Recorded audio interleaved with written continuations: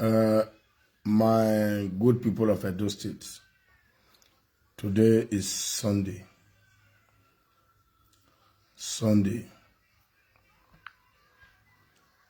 26/5/2025, 2024.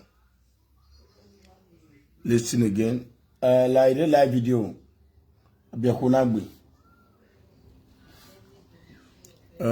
today is 26.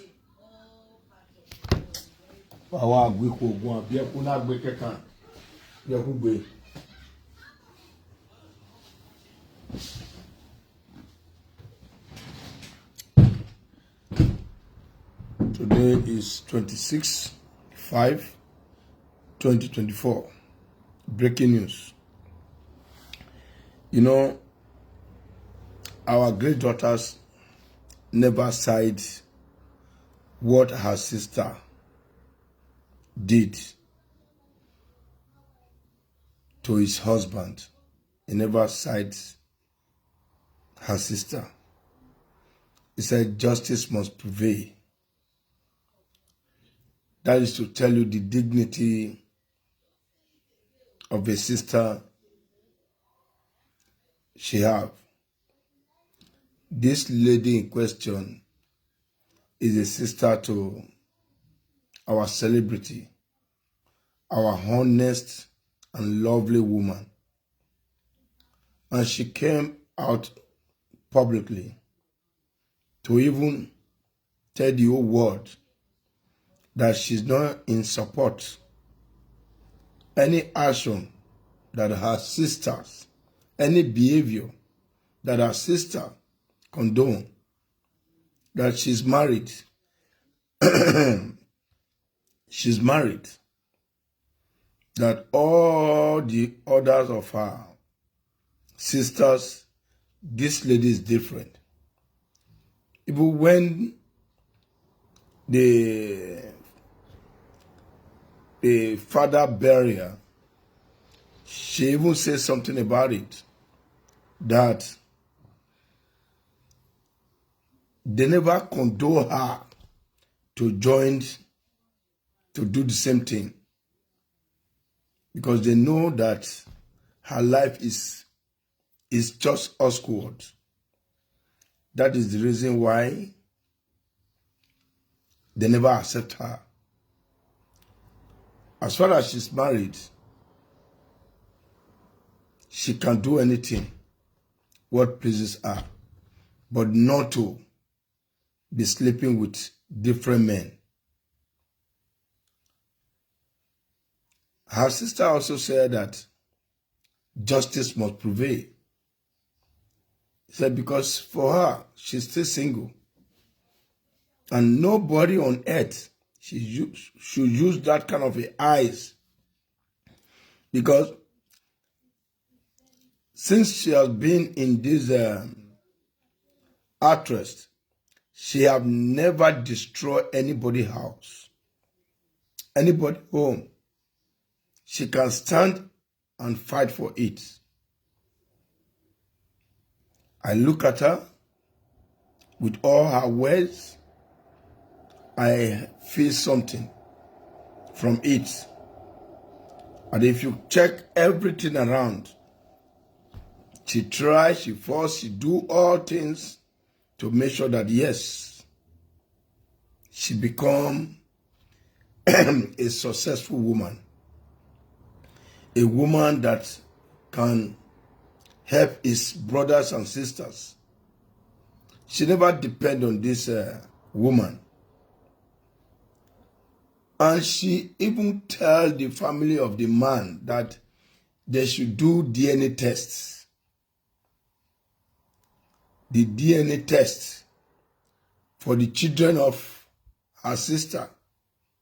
Because long, they have been hearing all those things. Then a woman confronted me in the party yesterday. She know the woman. A woman, your first son, a woman who beat him, who cleaned all his body. You know her. He said this man was even fighting you, that you have been doing all sorts of things. 2 days after everything come up, that both of you were fighting, the man never trusts you. That you have been sleeping with his friend. You know the woman. He married no native man. We are married. We are don't marry. You only what type of one. No more. No who no John. Oh, we are hana. Okay, because of DM. Ye the respect ene. But a man egbe. Biana wagbina ba or suspect we yes who I was seeing. Oh wagbina imareva no doctor mame or we are take call him a live video, but in a record of imani act before seeing, but he are tired now why only who were not you. We are married, but all but want to be arguing with live video man. Use Bini or local English. Okay, thank you very much. Peter Obi Becky. Okay, local English so that they don't go. Okay. So FA, the family of your husband, they don't call, say, may you go do DNA tests. 6.5 children where you say you get for their brother. Because they say you don't talk and say, if you don't bring your husband to 6 feet, then you can't tell them the truth about your life. And people come to tell me yesterday, say, mommy. I tell they say, shh. Mommy is a godly man. I don't send message. Your mama na godly, he not deteriorate no sense. Your mama believe in God more than all the children. Your mama no they go babayala. Now only Jesus, she they cry. But you, now from home. Now from home. Now you start all these things. The high where you first day, you still measure and say, now you with them. They high. He say all those Igbo boys, oh yeah, it was oh we on ba ya re high. Oh we bo amula we. Tiara yakara we gbibo. Igbo we na o pe na dori yo wa. So what the why you got that where or more wa bi omo ipia yen wa yeti gwan ikori wa life ne bia ipia no ko ma your life okay okay out of 100% only 2-3% ori kere dagbema o bia no ko ma your life only 2-3% ori kere out of 100 2-3 cause ikori anya ikogbe kipia ne ipia ime say especially the way bona oh me go except to be no ye zetting but Larry odi buy na zetting in so one do you now fe ama tiny sin na ogwe yeje la o muyoto ni mana we so jawe de we gbe odo so anyu ni no many women many men, they are just like that. Or say ikbiama I think tamo come and wire be mo ya we a DNA but I do awe wa gonona Wagonona. What ye wenuk bena we wune me why we you don't back we wune we carry where my I want go carry Marcus carry this I may go do the DNA awa we are American here you will your mama what you we and here not defended because I where nyamo. Listen to this. After DNA test, the Nigerian footballer Kayode Onariwaju has just discovered that his 3 children do not belong to him, they belong to his wife's pastor. Let me explain. A few years ago, a Nigerian footballer Kayode Onariwaju accused his wife of having an affair with his pastor. Then he revealed that his wife deceived him when they were getting married. That he later discovered that his wife was 7 years older than him because he's 30 years old and his wife was 37 years old. So along the line, he complained bitterly that in the middle of the night, he discovered that his wife was always doing video call with his pastor, which I will not mention the pastor's name here because it's still allegedly. So fast forward today, Kayode did a DNA test and discovered that 3 of his children, his 3 boys, do not belong to him. Remember, Kayode also complained that when he lost his job, when the club he played for terminated his contract, that his wife's attitude changed towards him. Now that Kayode had discovered that 3 of his children do not belong to him after doing DNA test, Kayode also risks in losing most of his property to his wife. Now the implication will be that Kayode will not have anything to his name anymore, neither children nor property, because children do not belong to him, and his wife will be filing for divorce, and courts might be giving half of his property to his wife. It is called paternity fraud. Now, it is allegedly said that those children belong to his wife's pastor, and the pastor in question, I might not mention name, is a popular pastor you might know. Because it's allegedly, I will not mention the pastor's name here. Until it's proven, I will bring the pastor's name to you. Take a look at this video. You see? Women go say monako erame monako wegbe mabe iraya ko na im papa go resemble na im papa go resemble na im papa go resemble abeg go do DNA test. All these 3 children they resemble the papa, 100%. They resemble the papa.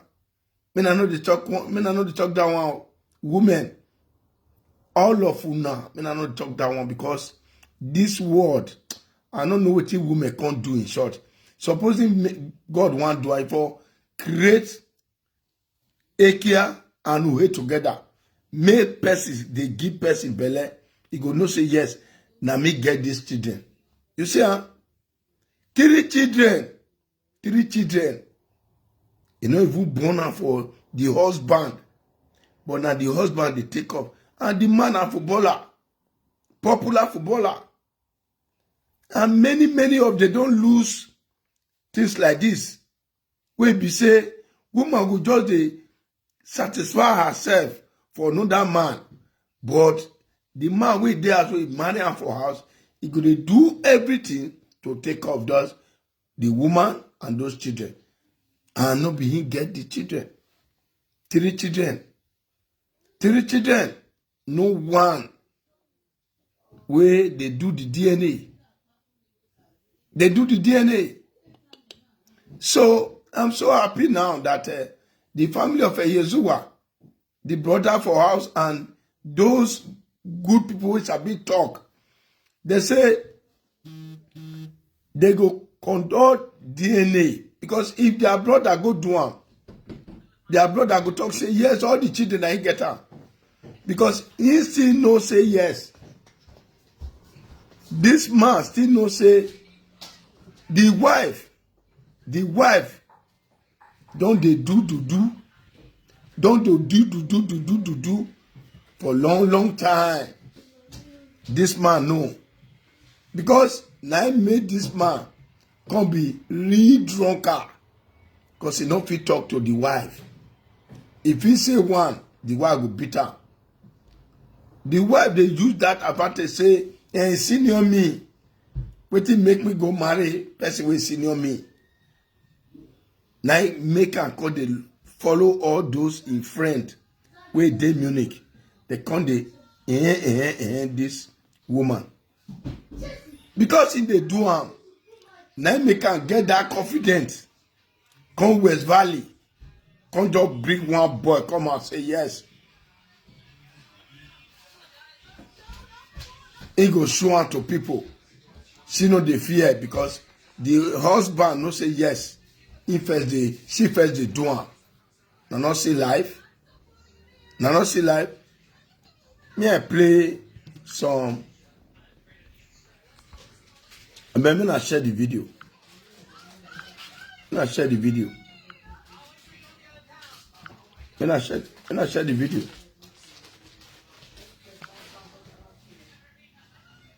Share the video. Share the video. Share the video.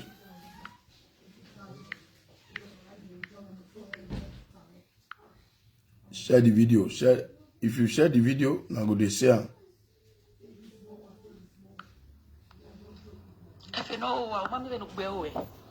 Now, sister, they talk so.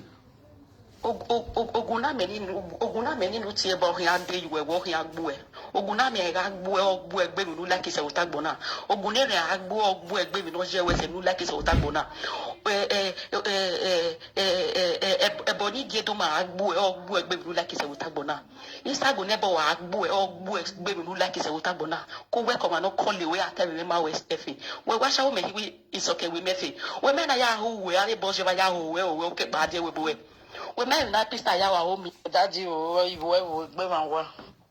Listen. Hello.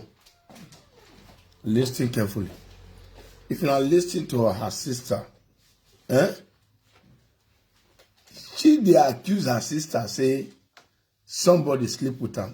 But you all know, say yes, this lady never married. Anybody who wants to sleep with Sandra, as far as you are not a married man, if Sandra accepts for her to open road for you, it is her own life. And you, that man, you will see happy. Because not be everybody go talk to Sandra now. Where Sandra go open leg for. Not be everybody. People want to get close to Sandra. Because she's a celebrity. She don't get everything what man deserve. Even she get something past from men. And men would like to, I know Central Boys now. Men would like to put their head. Because heaven and head don't they there. Not be all men. Sandra, if you open that leg for them. But the fact is, Sandra, she's not married. As far as she's not married, nobody have right to accuse Sandra. If you accuse Sandra, that is, you wait, they accuse Sandra, you go still born. Now so they go still accuse one of your daughter.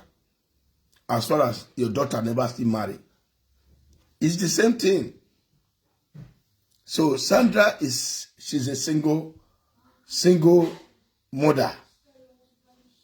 And God can't do it for her. He don't fair have a son. So if you want to marry, you go marry Sandra, marry that son. That is one thing you have to know. I know say the son not deal with her, but you must love that son and love Sandra. This is the only way you will have that opportunity for Sandra's life. I believe if Sandra marry, Sandra will maintain her life more than this woman, what they call Effie. Because this Effie, one day, she never respect this man. One day, they call her, Fred, who is war? Fred, who is war? Every time, always they insult this man. Every time. So, all men, I want to use this advice, please. Men are not just take and say, because woman don't they ride on now, no they feel they talk again. It's good if you have money. It's not a force, it's not a compulsory. If you have money, if you know say you get secret money, where you put for one place, it's good to do DNA. All the men all over the world. It's good because of, I know say we trust on women, 100%, we trust them. But for you to know, say yes, now your children be this. Even though you trust her and say, from generation to generation, you trust her.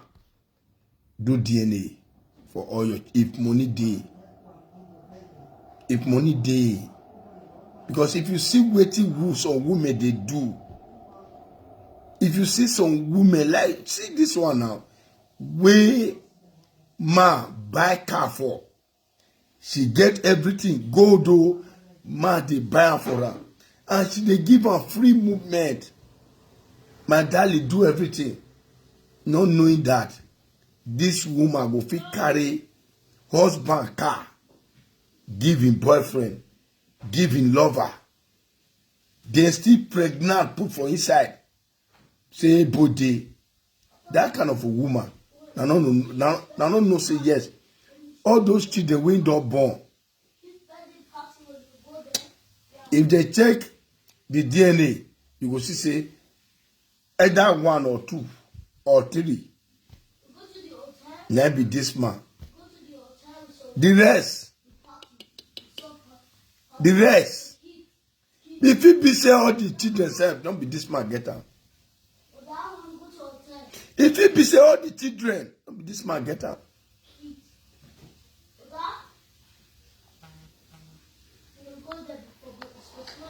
If you know, mommy will look away. Mommy will know why. Oguna meni no tie ba hia de you wo hia gbo e oguna me ga gbo egbe mi no like se otagbo na oguna re agbo egbe mi no je we se no like se otagbo na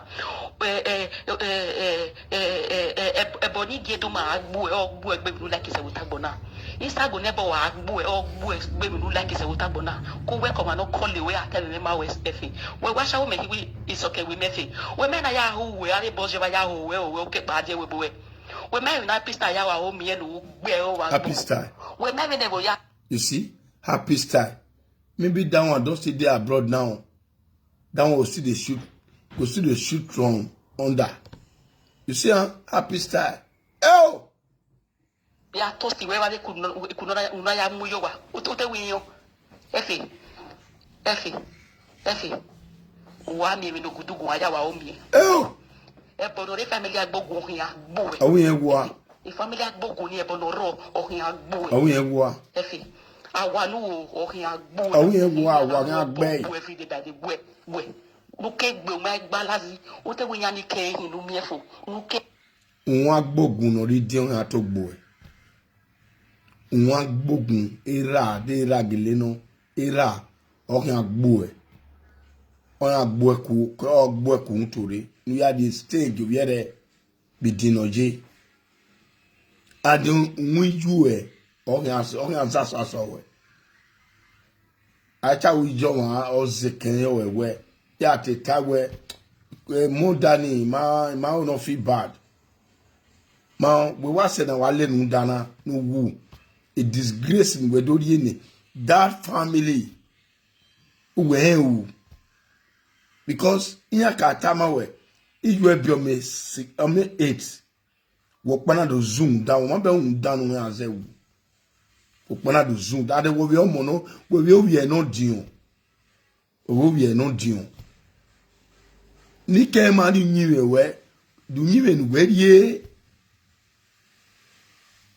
we rie abi ekpenu we na mo do ye ti wa mu wa mo ri ave ni a de ke Freddy gu we the woman ita magbon they keep Freddy na do ball wona wu ye can yin win because I know that gele gbene anyo gbeke ene to let people know we are abio me Calabar abio me o mi sango o me omila o me ogun o me egogo o me eya wa abio gie. It is not good because that we man you we wa no saro why hawa. Why would a big momo monu do have a baby no abiena? Bauge no ado biena, ibe no ado biena. That we man you in a force we, and bono yamoko. What the all time war or time in time, that's why I go behind go. That's why I go bona ja o di me, una ja o di me. What boy are here? And your boy are here. We will feel where yes. You can do undo. You ride on your husband. And that more we know ye and Anya. And that when you were when I take no then I mean the kunik back here said no day. When the kunik back here said no day. Hey, we take golo your golo the ne. Why one more bow no mamma again. Then neck book winner. No soon we no soon we muniki no mammy no muna. And then na near zero near mufuare. On an old have you my owner? I walk up Banoro water, carry one annie. O Banoro no who walk carry one annie, a princess. On a sigbina near. At the way, near why back by way, in me no sunu. You see your life? See your way, you see your window agmona, go back. Kegbe o te we je ma de kinu mi fo ni kegbo ba la e fe mo ki o wo e share the video wa share video na wo na we o mi amo so wa we na ho wa ho we the boss o we ke pa me o bia me aba for God we me o bia we de me go bia ma because una ya watch a video re o Sandra una ya watch the video why we Sandra was Sandra you ma atie atini egeni Sandra bon avec your money my do be exist o we dey saloboa o say na we egene okpani we amio o ma protected gbe ma na protected gbe o so no wa bie yo date of fian we no do fian na o no okpia ma to boy seriously we iya gba ma every round we no ni do we do border when every one okpia ma na seriously ni we Sandra we emu pe no lele o wo pe anywhere are you really serious because alawo done o ma yi mi o ma okpia we yi mi o ma ba okpia we yi de ma nwe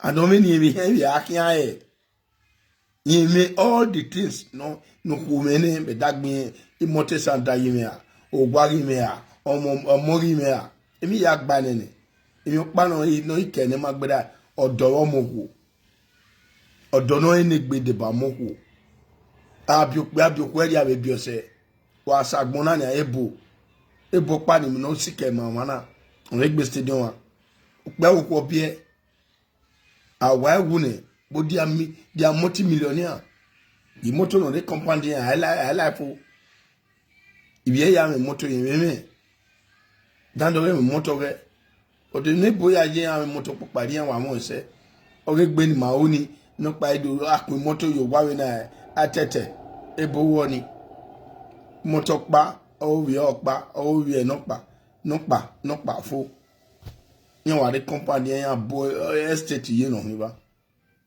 so the other boy say the life of reveje obio mo gba na salobo we e Shedrack money la e France ne salobo oni obio han ahin no wan ne do ma so imu na ne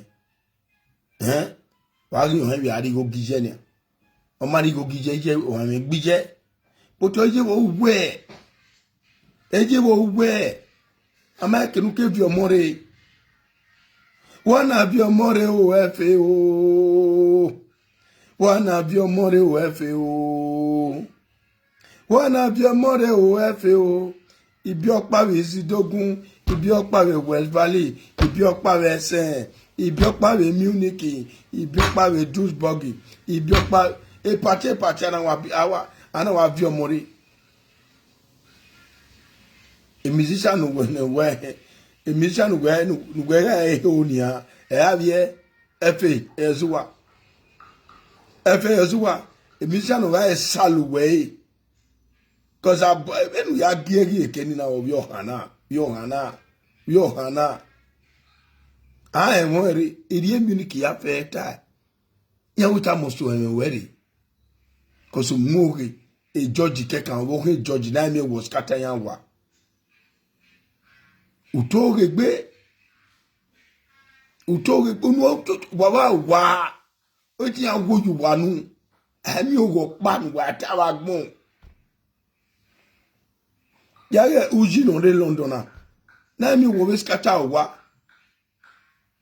cause wa mi Sophia uji o e Sophia e jonwari o e uji o ami ngba ibata uji ge wa gidi iju ge wa gidi wari awuyan wa awena gele ta gbewe gbewu dana gba ibara wa ito ge se Munich o salobo wa oteme no le ba ma go bowe wa we di awa wa ni alenu gbe gba iba o wa yin ibi Munich ya ti ladian woni yana woni agele ladian ki gbo ki yo ba o ke dono le ba o yana woni agele ladian wote wa ba o kan soko o ge dede bo okwe soko yo wo kan soko yo wa de ko odugbe video me benu wuto o ge se whereas emi ya fe nu we tagi no ma wo egbugwe we aji ma be egbugwe enu wa so nu egbugwe nu we wa hu we a we mu nya wa be hu nu aso we fe lo lo wa lawe gbe yu bi ku eni nu lo han de do ri na ye no na ku wo ye e konka benu wu like kiani ne ku emu we get mu moto no saro ni when ya aju we here is that not a disgrace when ya aju we are doing Africa shop when ya aju when you gbeve amina ya gbuwe when wa wo so when ya lele pe na gbina wo wa we no do di moto we nu wa wa emi wa gba nu wa we da gbe ni meje na ni a sabo no egun ari ko dan ave second weje be awo no ko ya no gbasawo o ni me na ayi mi dignity women no gbasawo no salobo amu diana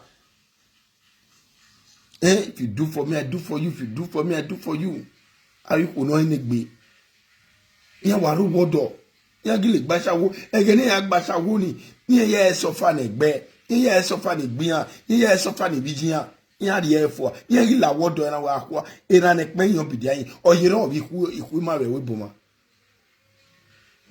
era ne pen ye obidian ye ave jiku the gallant em no pa we na jiku yan wa jo for fund ya jo for fund yan wa we jo ne wa we yere wa we ari ogwa no we do te wan ya ro te yan we yan wa we di ogwa we mu pe la wa we ga we imi o sara we kuni no de nia imi o sara we kuni no de with the wife ye ibe do hin ji oni me go wa o e kuni me ri na ya be bu na me mana mi o sara mi o ha o sara mi ya ka o do tama me history wa no we wa any kunu wari yire we zwali ma di o ha di ase hand back we mana we di o sara we kuni me na gun uwi kuni ya wari mi hike iwa ya gwan wa wo saro ore ma wo be o ko be re ma no gwa lo saro a awon ko ne si da we na gwan life and direct cause o ko saro o se na ya yo gallant woman lovely woman understandable woman o ko no enegbe no dere eme gogo we ipe aji ko yo we o bogide kiana no da wese na do ya pafe gbo ana umana bi aro wodo bi jeme won si gomo da no wa mo gbe adiku una mi pe no to si we won wo pe na no do asoleji si MSA ya o pe no bu were yon go egbon but uro wodo won nu mafulu nya no mu yo nu mu yo awo numu yo ekia numu yo egbe ya olawu we ya total yo bu wa de uro wodo mi wa run pa no do accuse we na So far no anywhere how far èmi ayé nokpa ona ti explain egbe ya o pero no me mo ko o we ri èmi so far ma ya wa mere o wa ri èmi mo ya kawe wo pa gbe kia o se nu pe ara mi se we ye di uji adigwe mana we be ri okori ju le wa ona wa ge wo pa wa mu ni o nya yen ni edagbon ya orin ya we na vie orin we na won zuwa orin ne wo nu ne wa o ne we gbe ya wa gun ha because we wa ugwa to ugwa agwo we gun utona egwe uweze dia ladia we yoe nye to bien obi agbeyegbe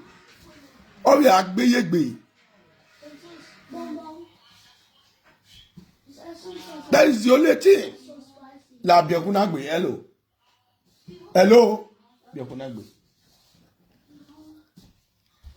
it's too loud your voice yeah biokugbe biokunigbe biegbe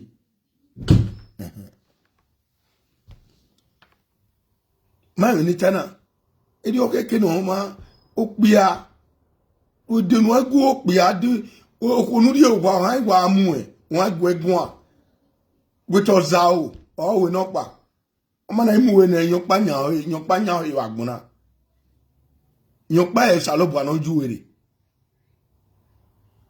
yan pa o salobo ebo to boy ebo ni ma do ba agbona no create emi ya de ma ya gbona ebo ye me boy o ye me girlfriend boy ade behind him we just my husband have friend but na ya fufunu na ya gwakon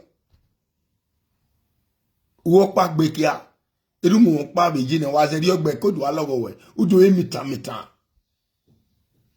but ogoko wa enjoy ni uwe ma je na ekia wa mi ekia na ekia afose gbe ya pepo oduko ara yo to ni we mo na satisfy we do kin edodi udo kin ozuo udo kin negwa gokoko you understand now ogwa adobo we ni ebe hu we self ona to tanya we so won na we gbe kwa ne we no yari kan because the power okay eyewe inia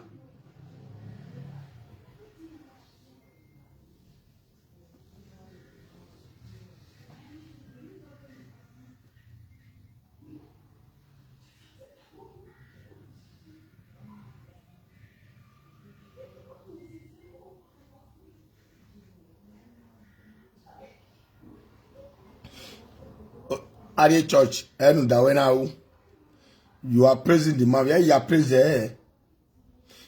praising because I did the way magba at the bone where you know osaze we wa mere egbu wana ba oba we wa mia mere oki wa you we uga we adon wa mere wa matete eri awe wo wa ya bion wadi wa mere ri awo wo wa nuwe ba wa agbene ba agbene nuwe gbene ni odi medege we ne megu egwane ari church I be the pastor wo ha pastor ga wo ko na wa mo dagbo wa mu ni pastor wa we pastor eni ya fe a pastor awo wo ha we give ya praise the Lord hallelujah o ha we church up a pastor go a pastor pray we have to praise the Lord walking I like when the pastor egbu wa na zu o radio no do ata we praise him la o my brother ya wo DNA kwa ya fe wa ya wo wani obi oku na wani eti goku ogun wa ya we DNA everybody mari egbe wa ya we DNA cause ologu wa gbe wa eti goku ogun awe no keke ni wa won agu wa gun wa uta mo han we a girlfriend won agu we ta when ko munya when ko nenya ne na when ko mu dia yo hu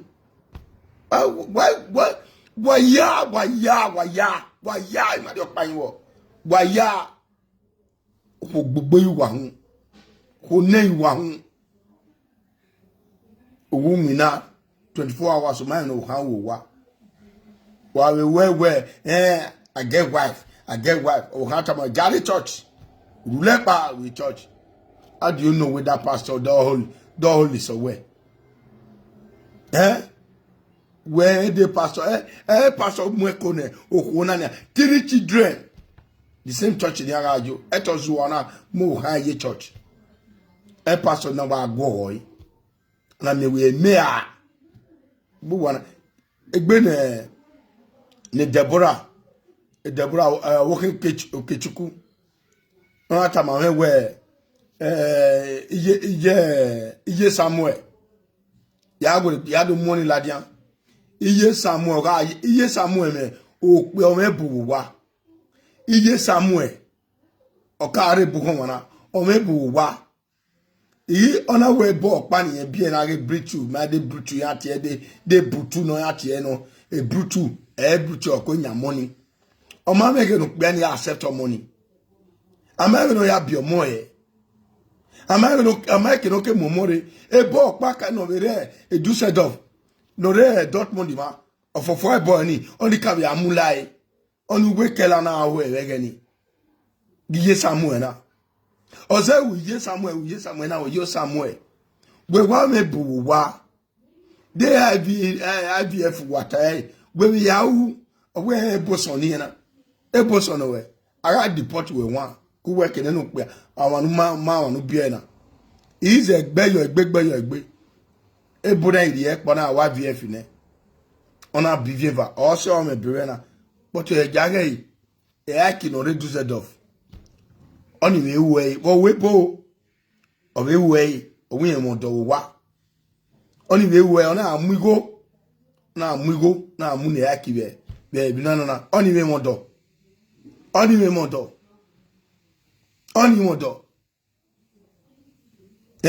o malewe Ukechukwu na tie pastor no resen e Deborah Mary Ukechukwu na be awe ona be awe ni je Samuel o say we you be Deborah na do agbina ya mu the story ladian I have the story because Deborah gumengwa idok be ma wa ise be egeni Deborah be no awhana ya agbina be de emije bona emije ni iye Samuel je ladian we iye Samuel mo kapa na gero o me bo wa oni wage uhe ye ya gbibo we wona ya mo picture ladian very soon nene bo no we wuye lele ile mo picture e baladian ma e bo no wuye bivie bana eki no asun wu agbon eki no alo kan te rorie eki no gun agbe beru we je ni nu saroye eki se wo bi o han pa obi e na wu ona gbo ki obi e wa eki owo e be bona era wu yo to be de ronia era wu o ma no dira yera gbon apatesho we ya ni ogbera de manokia e kiruso anogbera no kira emi egege akina izena owo ko no re Stuttgart ona ya owo ko no re Duisburg ona awiya eva kugbe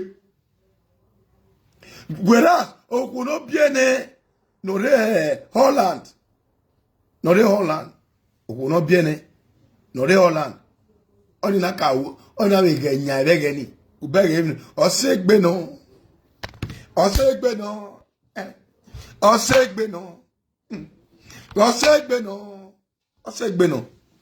e ya gbago wa we won atali tara tutu enene ya support enene oku mo na ra we no ma omagege wa ti de you we ma o ha won gba yiku ma gba we ri owa ma gba yiku ma gba ri owa edo oyun pa iwa yiku Uwa to stay away. We rock on.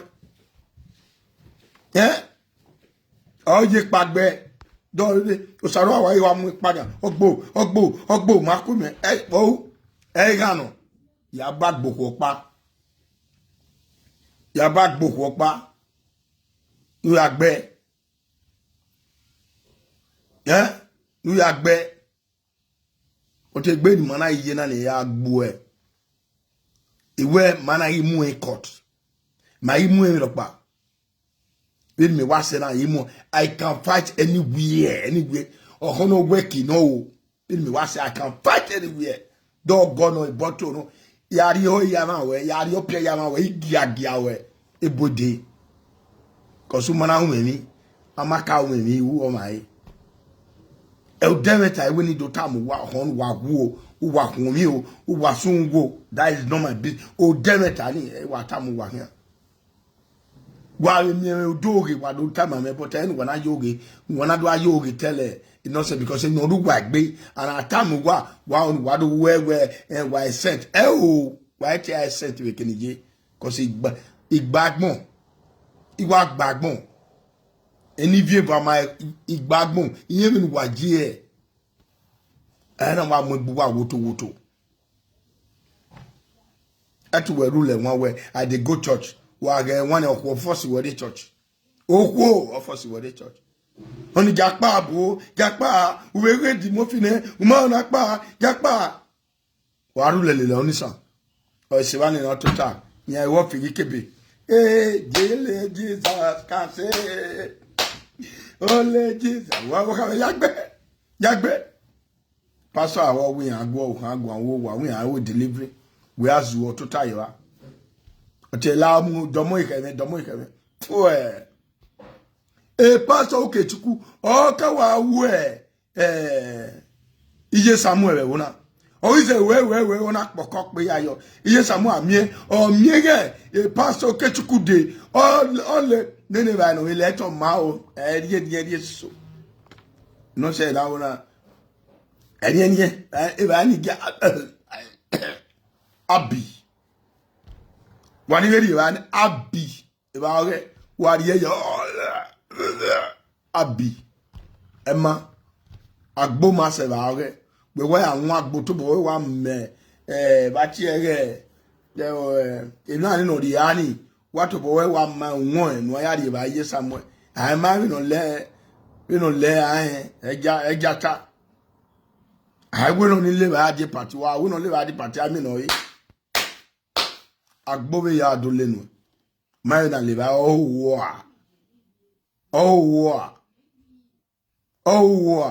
okay u ma kitania ki wu pa en wa ri ye yo pa kapion we lawe kapu ke kan wa lawe ma ka bo sin en yo yin wa se ba na ziekre yo u pa ni e wese ri akikai no ya oni esintia ti e Cynthia tie no so nwu lo wan lai gbe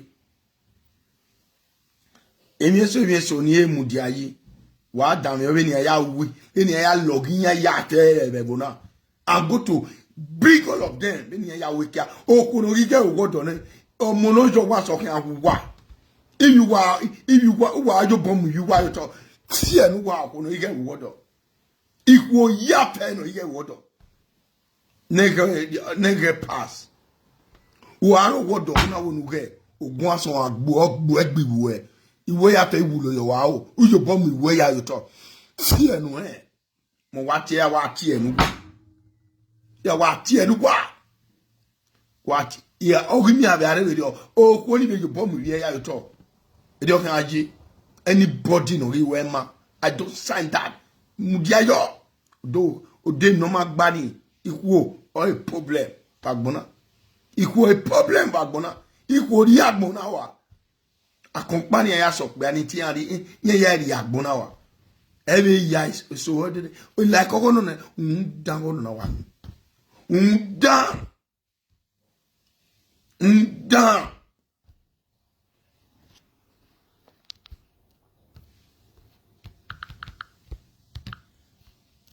awe go pa o okpara kuro ona ku ro na gba wa ya we po ni ma wa Ama we de me be okay pa no wo wa agbo we no pa le that is something no we agbodo manage mu yo wa we ati ma shawo we so ke we me wa ti ma shawo again no make a call it amawe if no jo so kan ya sa we aga asa we aga asa yin ga asa we te no jo wa se we am iru wa ya asa e fe yin mewe mu owo amoda the social media o sa bo anu mi ere mi oboya mo ladia ya iga mu we ladia mu ya mu gboda fun we ladia when you we gboda fun we give you wa ladia e fe igele ya sa gbe lo ba social media igele ya sa gbo e igbo e banwa iyawo e si won iyawo we fi mefe ike ya hioma imu na wo wa mu me ike ya hioma imu no wo imu me when we ari ami o face to face igele ya sa gbo e igele ya sa mo e when we ka we daddy when we ka ya wa o me igele gbo e seleke we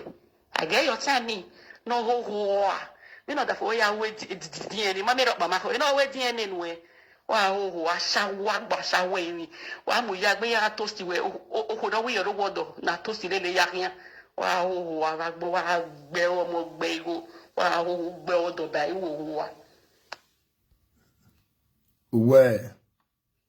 wa on ya o le family ya we DNA wa on wa kwe ni me on wa mu me ike ya hioma imu no wo imu me when we ari ami o face to face igele ya san bu we igele ya san mo we when we ka we daddy when we ka ya wa o me igele bu we select dege e benzona so ni ayewe e san radio boy bi no magba e san daddy bi we e san dagwa awe sanda wa munu yes ogele monu but oge mi no magba sandari boyo il me jaji sanda na se sokpa na ege che drag e sanda ga ariere e sanda ga obo wo ga wo ade sanda magwa lo we ye iri o yo pe iri ye yo wa ye do awe no magba nya pe ani ona e ko gba egbe. Yes. Cause it's a dark begani. O ma gwe o ya mu lift. Now e gwe to da mu wo. We gba ogo mo. E just no pa me a strong go. Fi oboye mi ya. So lo bo na mudia, ona do mudia ne. But o ri yen no gba ni oge no. This girl odegewe I don't want to marry a lazy man, a man that cannot provide for the table. Ye man ye bien no man adom ye we pie man gijaoji. That was the reason again on I quitted that man, on I quitted that relationship because of my marriage. Man ye do rio sage family e, me no na do rio sage na. On na rio sage ni a. 6 children, on a going to be half charged by half charged. 6 children half charged. Half picking. After we go mudiane, or we biomi ome 6. No beer a money a married there, don't hook banning on yao. If not DNA, kind of come ma. A DNA ni. I have a way it's going to be openly and I will lay because a family true to you way because here I have a time where maybe brother in Italian, brother not the only Italian where I need the result of the DNA. A boy now, we know who I say. Yeah, what time I will be away. Why teaching ya in the other DNA? I will ya one ya. Awunyanya because you move on or why confuse on a lalonisa because on a wound on a yoke beer a denije wu a dead of Bena lose a dignity of a Ijewa boy Ije was a strong man. Ije was a great person. Iyokbe na I Oma we me say abita. Oma we me say iye tolerated nonsense. E de ni ye wu e de okbe ho dana wu dana make no ke amu igbe agia no mama na e de rio okay so anen ya kbe na hu no iye na na miegwe obi $60 do be half charge half picking okpa ya bio obi okbe ari no do be your wa. You just imagine. All of you just imagine. In a bona ye. On my video, yes or no? On my video, what like a video? If you know any be a pen or in a one like a video.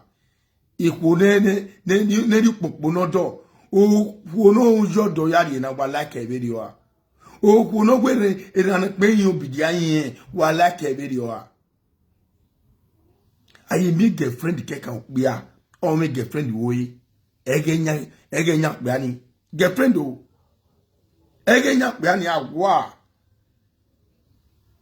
do he wa pa we dale we yan pa so wa awa na pe yan bian but o we ure marriage egenu mana e mu won do awete ya ga atula sen wo e waduro we yi me won do ni ana do atula ase mamba ba yo wahara aje ya we DNA re Bleke we aga your time no ho we know that for ya we DNA ma me ro ba ma ho no we DNA no we wa ho asha wa gba sha we wa mu ya gbe ya toast we o do we ro wodo na toast lele ya yan wa ho wa gbo wa gbe o mo gbe igo wa ho gbe odo da iwo wa.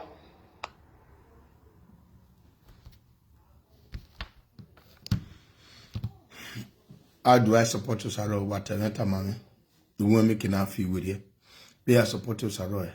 Tamamina. Can somebody call? Well, we need to support Sarah. Ni mana mo picture, we may me picture Sarah.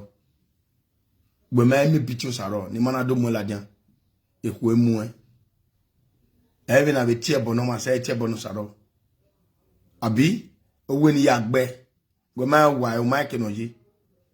Maria no ye do ka o ene mo okay mo we do ya popo no do pe no do gbe mo wonu ya mu we ene me ku na mu e to stu wa wona mu we ne e wa to bu agwegun a me ku na mu wa awo no bada wa we ni ya gbe imu ebo gbe ita ma we ne gbe da won wo no wodo do na wa ni ro wodo e o wi ma odo ko no rogo do na woni ye dan won imu ebo gbe yo ita ma gbe ai ni mana mi o ha biku ikuni I disgrace e awoni ya gbe woni oni aso ohun woto woni aso ohun woto e ona anya vura ne mereba ikwe no biele no saro we maybe we arugbo ewo because beg ene gbe o saro emo wonu ya mu ene so we mu ene emo dugbo saro nu we wete wo iso ha ige isoke odori we yiwa po ehwe mu wa ave gota ni yiwe yin pia wa gba lo pia no wata beni me wa fie wege waste many iwe madre gwegwa wa ndo we kena no dori enu ri afiwe nu ya pupa kan abe won to gbo e ya be do bowe gwegwa we ka observe any dey oro won yon kakabo ami ko so no wa observe yan gele observe yan we yes Rama observe wa nyuwe wa nya ma ekena ma o ma won roporo pa ekena ekiama ye bi nwa o wa dunne ono wa mudiane em no kena yen we life yo we na hina ije na hina but go ha wa nya dai no what dali o wa dege ni a o na ka wa la yeke o wa la yeke except e ka we wu e ka we push over you know o pa ofone wa o ziwo Ozigwo no iche ikwen owo wenene la udu enwa bani ya we ne ku mu gota nyanya do we my me picture e go na hu we me mai imamu picture yi ma ibe mu ejo do we asun then me my mu picture yo we asun but ijo jana be no keke ni ajo jana we no make na hen we yes e do we ona igbe da won bi ni e ya gbe to boy yina jikuno de yen e ti pagbe ma wo tori ku yen e be pagbe o we di mo fi re ba yen ti jo yejo o ga opanu guana o mana correct bi no e no you no eta o mana correct me na mi ku iga gbefo ari ubo ikuni ali ikuni wa ogon me dege bi ku we are drive pa wana ya pole loto igi kuni wa fo ni wa arugun to iwa re wa gbe music wa iwa baba wala we ko social media president wa koyo I'm a rugged man we are like otopa this eru eyan do ari yin my god egun aye ni battle asa wa aguowo wa bi wa le mudore iwa giagia we yo wa ohun are we buna ya report to my police prince Dundausa any time na ya report he say ni wa sunwu agbon lo ma lawe gbe igiagia we yo wa igbo ayo wa ipa with a black cellophane iya igbalegbe we na buwade ono de ba mi ma ni aya here wa every camera ni we say etimu we cellophane we ya igbala we igbale ya olawa won to gbo ewu me abi wo me maka me kan wan pa I am defending fighting for the good people of Edo wa we obiye joking dori e ho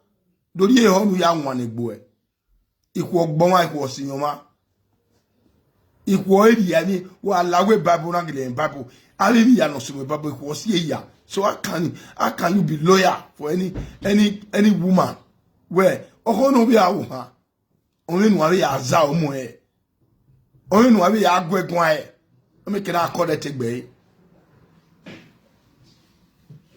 obije ye gbon obije ra gboyera otegboten. So everybody must be aware where if you have agbona where we no heke that is the only way. And where aragbon where azuo where tuwa uwa we nani tu iwa mebe we na we Beno saro go egun ani o de yon igo saro gun ye ma yin ro wodo abio ma yin ro wodo de no ke no saro la wo ro wodo ya ti awa me la we em do ni na ye ma nu de e partner o ma ibati me la wa gweta me bo na no se me a o disturb me won je saro ye boy e ko ma mu saro adon saro na woman azaka no o ma no ti wa mu ko na anu ene bi ku mo na os e hobby ogenu o ina e hobby egbe ni me wa na we uhe wa e hobby me consecutively o se ibe ya karagbo wa ku ha mi wa se me then we will get friendly kai where every man amen igbakian bi amen igbakian no we can make it be amen respect ninu e umana amen igbakian o we can respect ninu wa gbo o wa yakara ni wa ya punish wo ko yawo udo ki is never get. So saro manyi se me na okpia eiku ya no wadi wa banwa wasan otokuna ro kakabo odogodo egenu saro ya mu eko na aru 4 ni plus 4 ona ko kan ke na ga 4 amu saro la dia live video amu la dia water wa me any person do tell la dia o saro mu eko ni o ero wodo imani ro wodo O no make no tula jama gbeda wo han we. A wiye no mu go yon. Ikpa we gba bi ele ne hia. There we go han we too. But o ga ma chawaro pa. Because of it where yes. Why go no ya enjoy gbe. Yeti bi obira, yeti bi obi ni we abi obira. Ona nwa. But no igwa sunu na where no igwa gbu kokowo ogere mu ekono na ne. Ona me mie moto. Ona do mie moto. Onu ya worst way. Onu we ya worst way. Ona do mie moto. They to ma mie no ma worst iro. Eya wa worst. Eya wa worst because ono na dey we e carry ni egbe. Ona ye moto ya wizo e. Just like a pastor. Hey, praise the Lord. Praise the Lord. All is good all the time. Oh, amigo say wala jam. Every time I white, Pastor, I buy you silifine. Pastor, I will buy all the instruments in this church. Pastor, I will buy all the church. Why we? Idiona ya una. Ori wa gona Sarah, my darling. Sarah, my dear. Sarah. Ogon agbe wati ege ifredo yozuwa osunwu imoto noto deni mi ajo we hia akara na uwe go egbe number 1 ekia we nia etan we nia iji moto na afio enu moto na ya uzo enu wa. That's the truth. Oye moto na ya uzo enu wa. Da no kuna na un da. Imoto no pe adene moto no pe wa dene no ri ejo obo ona ya uze ne kia ba wo saro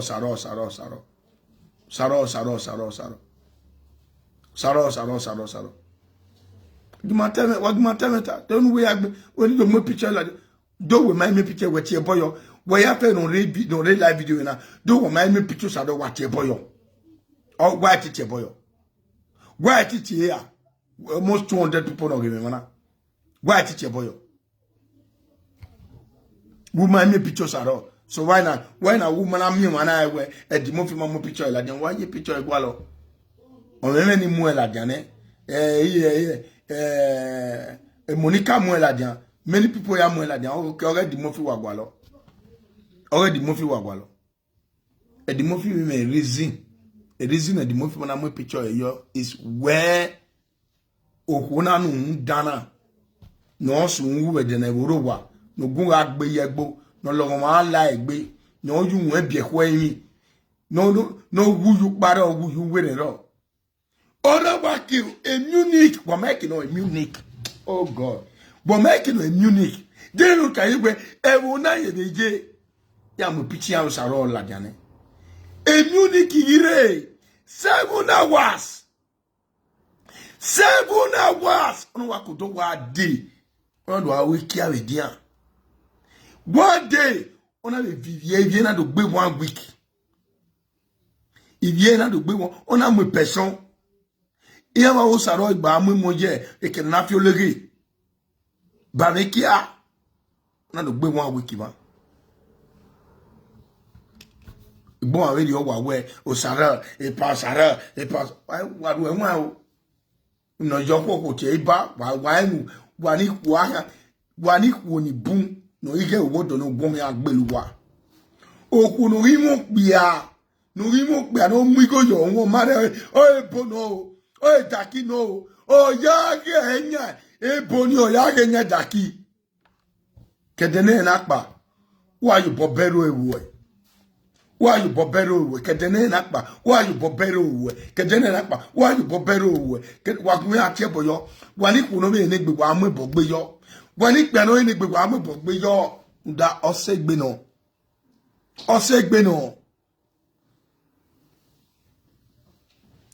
no ore gbe kiro ke ade okuna re gbe ye wa le ye emi kizi aje wo ho emuti je ho ma ya ikwe lene ye won ya iwu ona iwa pa Ona wari osio na. Ge princess. Oyi se mana mona. Ona munu oruwa won pare na ti gospel power. Ona money na gospel power we me ba you know. Well. Gospel power dey tell oni but owa we awe maso but immune. Eti bemboyo. Ibi me we record. Gospel power way. Owe okay we na kune ona we na veji na do bi astene gbon ayi mo do atana gospel mate game o no we no gospel wa egui ba ma yo mamu picture ladia but o mate game ni te gbe video but o deme taji o ho no wa we gui wa ko o we epa egwa bi no wa je di pata o se na we epa ma bi no wa je ni ta. You know why we need why home any time going up why you have been put when a pony bow ha there in ya home there no gileje a yata when a pony be me but on arrive in ya home on a gilamita we gile where a bonny at game what ye or Prince Edwin Idaosa tia your video.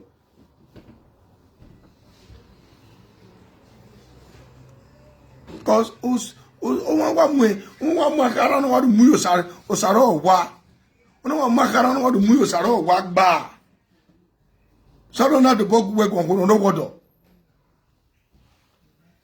we ne awe tamawe emegi na we tamawe osaro ka le liyan ka de ti o una ya je love una je emegi ya gbe love pikin osaro je osaro na ona we megi do fie na I need Sarah Lajan live video because they make him on door. Eje bugwe.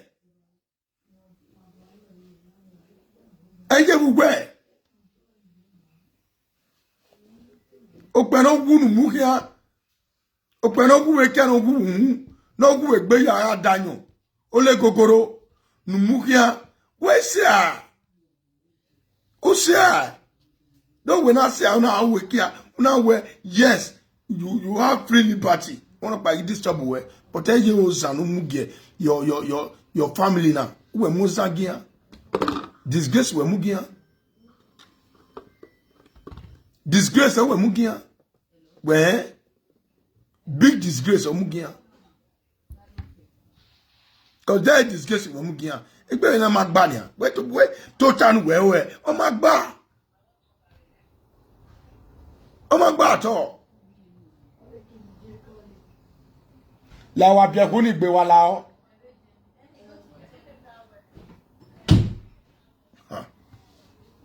so e oni tam wa we e ma gbona ya we gbe ya boyen ne do o saro wa we gbe saro is a womanizer on spoil no I don't spoil no ya we gbona ya wo ko no wodo e o ni wa we adobago no ro o ni wa we ya zoology no ro but it's not a good thing. And there is a word for him. Anytime, any day. You have rights. Don't want to give you that privilege. But una ye woko no word os at all. Ogun agbo wa bon wa sunu we de na ro wa. U to bo yi moto gbo agbegbo a. E don han aje nu e. E don han aje nu e. Obedi we wuyi. Okay, woku can no find out. Cause we no what do cause we unia we wo o ma be wo we ne sogo ni wa fie. How will you feel? One wa mo worry be ni soke ni wa jo wa awe get the soke na o ma gbon we okuna ge oriye when we te we se na do ku no ge no ye buchi to bene or you pe awe ne but am you with dignity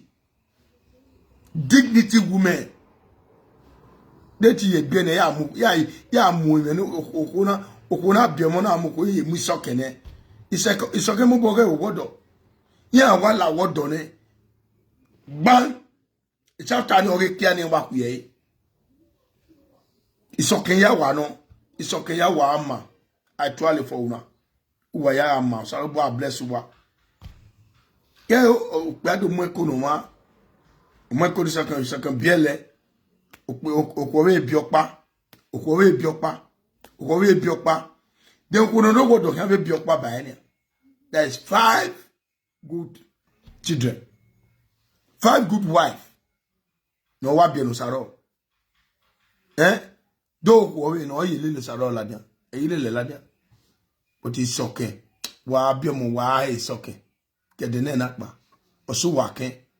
We no you can okenimi where ekia no ga wijuwa. No ga wijuwa or see you okay. And hello Uchewea.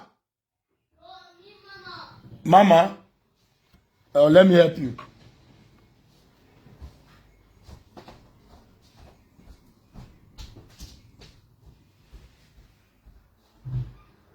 Where are you?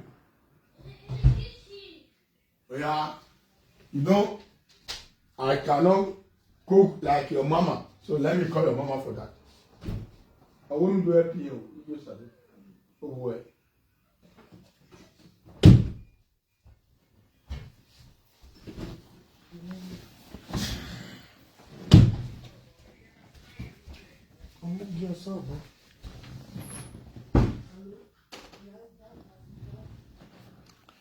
So, you need to, I will need those other picture.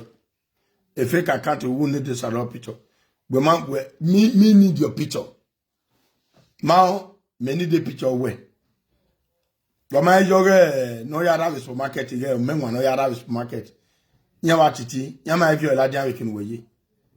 Why you all menwa, no zua, the batiti no wa. I will be a cannon and no chobone no say. Near Hena say, yes, savage, you ain't keeping a woo. Yeah, Vanny, yes, you ain't keeping a woo. Why you going want me picture or sorrow? Do my mirror, do my mirror, why will go to billion ever. Tia you want to woo, ya you want some fire, but my boy here. Why you want you? Mount so Ogi Mena in Miati Tawana, Miata Muawe, Osaro, or will no magba, Osaro. E will be damon o where no where do not wear pa uma tama we emodo but boy we make it fun we investigate the matter ni I do we so the only let's go there.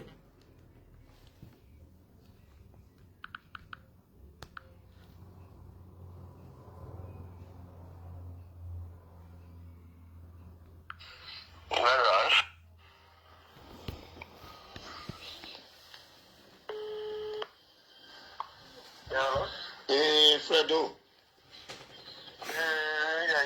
Yeah, mother, your artist idea. Well, we be love. So, why big man are at your bonnet? I will block you. Why my ipa they support this adultery woman husband? This adultery woman husband. Then we ma be in your mind no gbenia be ogwu agbemi dan he support you know he support Fred ambe ma be school no union la we be correct boy we are supporting Fred here because if Fred you have do nonsense me mo bogbe Fred mo bogbo han mo bogbe no ya we okwere okay no dai mana mo picture you ladia ona we support Fred. He supported Fred because he prayed the worry or worry where walking again. Or worry walking again. Freddy come out or why come out there. So a party down where you said you look where why a pa they support this adulterous woman husband. It's okay. It's okay. It's okay. Okoni adulterous woman husband. Okay, yes. He must support my person. He must support eto saroma, but he ma only me picture la dia. Man me picture la dia. Picture wari Facebook, wari TikTok, wami. Ma only me la dia mana. Beni wa we tani wa we take a video ni mao. Eto we no maybe a winning mwela. But why to do time we na ni when wa why me right video or what bo awa or wa jam any are Facebook one ma do go me picture ya gwala wana tell saro o ka Spain wona we program ge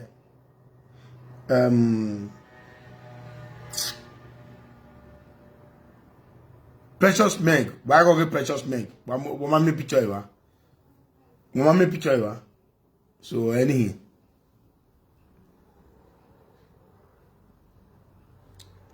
Okay, now Saga, now you talk, no say support, okay. Saga, okay. This it's a guy, even a Saga, now it's a guy saying, we know mama, what he did was not good. Saro ma say, but Oma Mui communicate gear from 7 hours or more gear we did. That is one thing. Why ma Oma Mui from Munich, boy we did do. And to boy Ariwa. Or when on a body why I wear ginowa, or wait a man wear or dodo. So if near a vow, yeah, Kenyan amigbe, eto saro mawa so eto mawabon. But one thing yeta, okuna wa down, una. Kida ya blima wukuna. Kida ya blima because he bonani. Every to webu, okuna, okpena came away, okpena, and no wa fiere de would ye. Ona wa webi why if my affair no are miniki again when I who was say o wa ho ogile ho no ya mo shawo wa mi manike we gania I wacha megare Munich ma mo shawo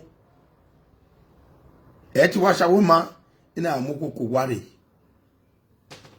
ge otomo no pa no fi boss ona amukoko ware esoko ona amukoko ware many iya no yari oku Italy iya no dori oku West Valley like a judge in Italy oye no na mi oku o kan we paso ani o wana no we amukoko ware oni owo kin chebo na ri na wa se ana wa fun ko ni fo no martin no odo wa me agwiwo wa na bete be ri atiji na gbomayo oni wa go ko ni kan ni igo no ya mwere get us be so now I ma ni sumi ni ya fe we are mi Munich ima ya fe ya la ko ware because we are hard working human being ma wa win na be ga ima wa ya win na no we mo ga de na no we ave congrats we are we party no but no na he wa wona na amu gbi agia o carry West Valley also na gbe pade West Valley na egbedo a gwogikia ave ka he de saro ka we no na gbigbe agiani nobody knows.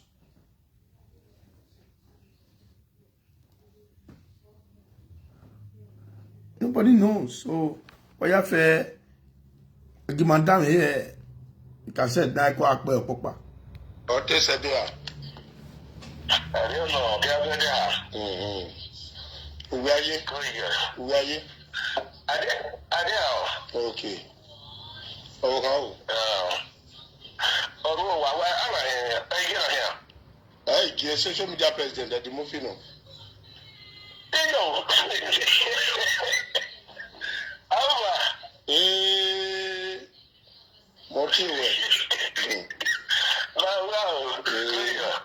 Where is cigar not alone where?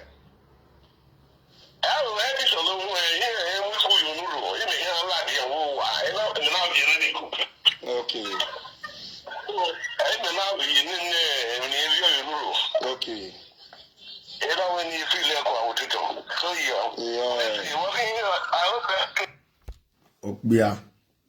Okbia.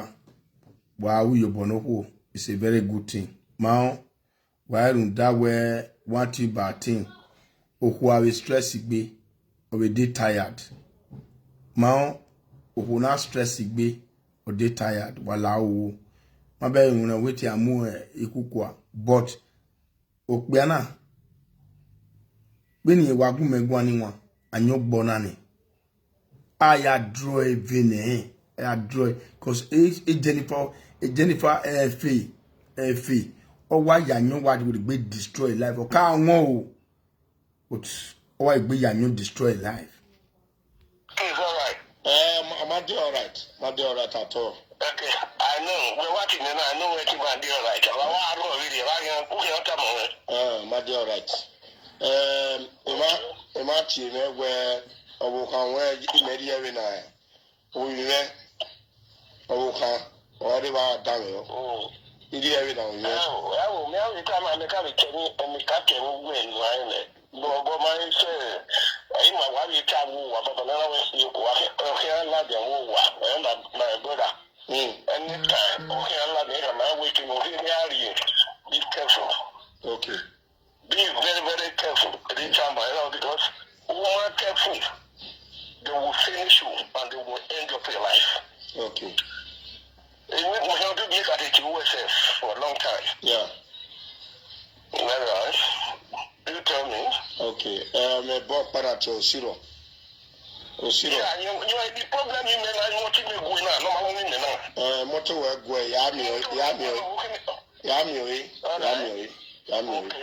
Okay. Yami Kuena. Do not give me go ahead. Yami Kuena. Motor work go. I will only the lad in Nigeria.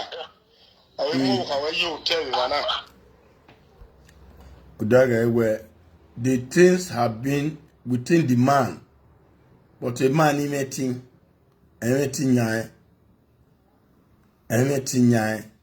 or say, Ikbia you be and see. Emina soon wo wawe. My brother, in a Facebook we do send a two la dia. Well, forget more, I will somewhere. Elime magusi mi ai. Elime iragmo jimo paragmona. I will somewhere. Kokwo, kokbiao, imaya fe ima wulo se mo ai. I only moka wuso wan. So, ini aro, o kan we no magba, two la dia. Hey, keep it.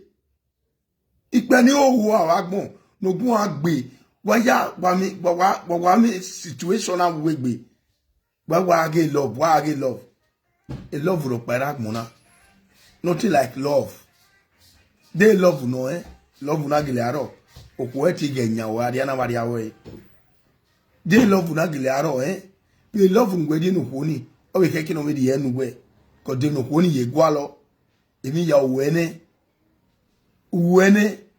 they can now a woo. Why very funny situation where now they can hero over the nanya where you ready to wire to track him and a back or more or walk with you is a thing why we discuss. Our we try there well yeti Yeguala Miakara, Yeguala Mirakara, Gekba. Then how do you buoye that boy? Do buoye or ball. Boy or bo, you go better, they go they say, very. You're not playing a cocoa bear. But the police here to investigate. Not I say, very.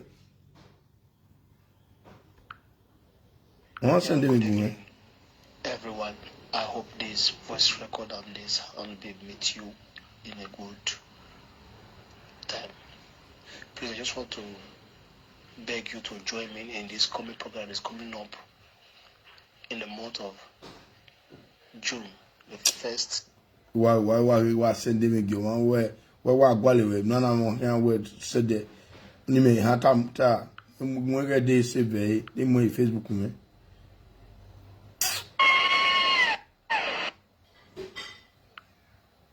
Abani moyo.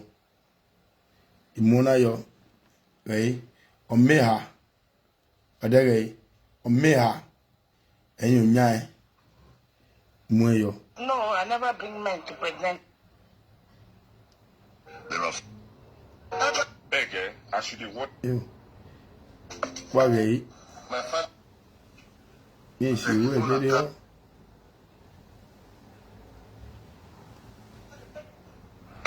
Mamuyo.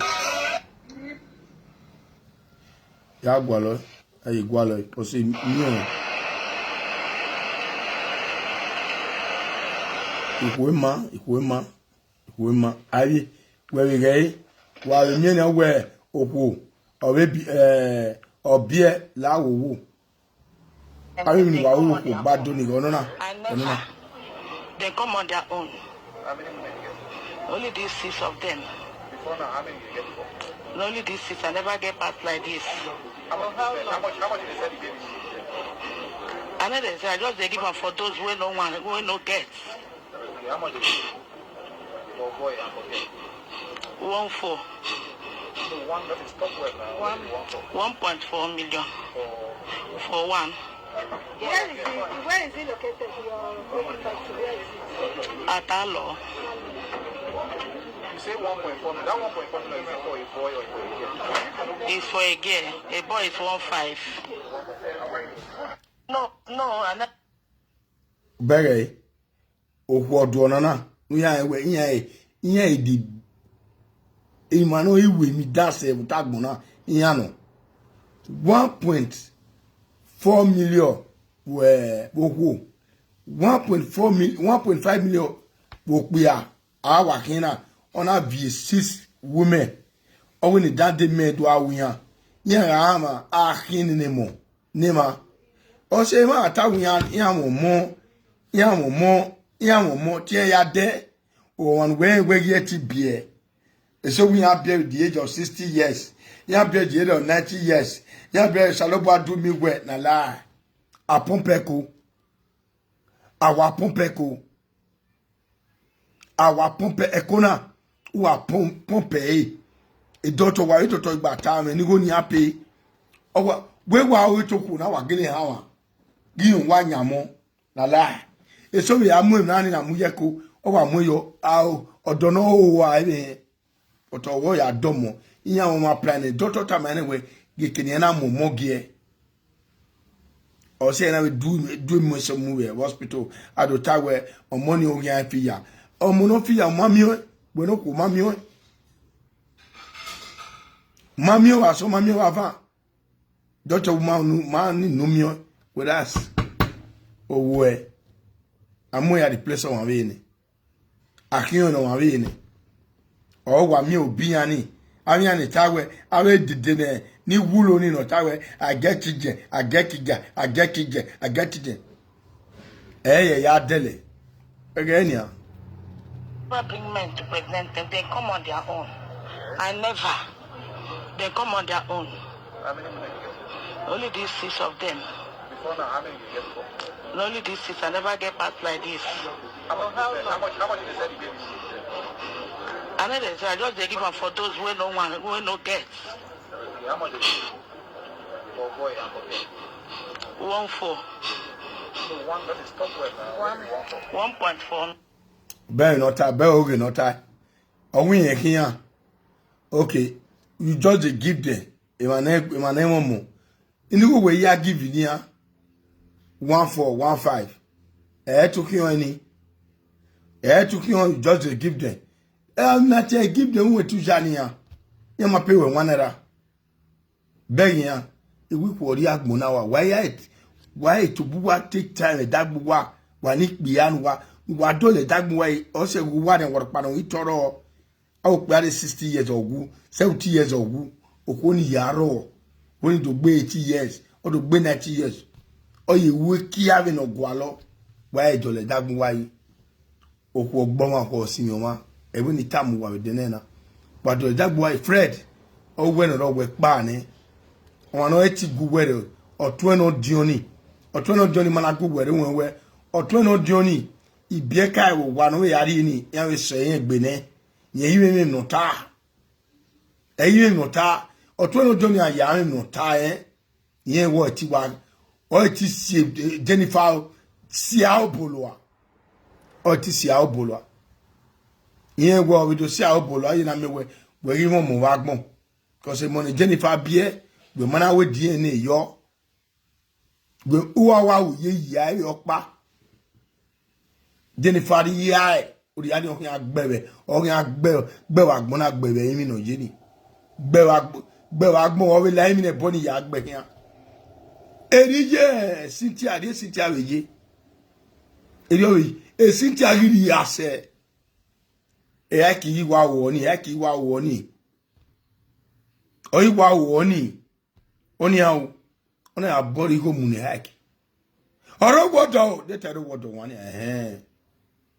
o wano yeni boya doy. E boya doy e pe go wano sun wagbon. No lo wan la igbi agano de West Valley. Ni ayun be ni agbi agawe una ni ayun bi ekwe okoro ino wodo no igbi aga no yun bi ekwe mi no gwa so gwa va gbe no lo hanede lori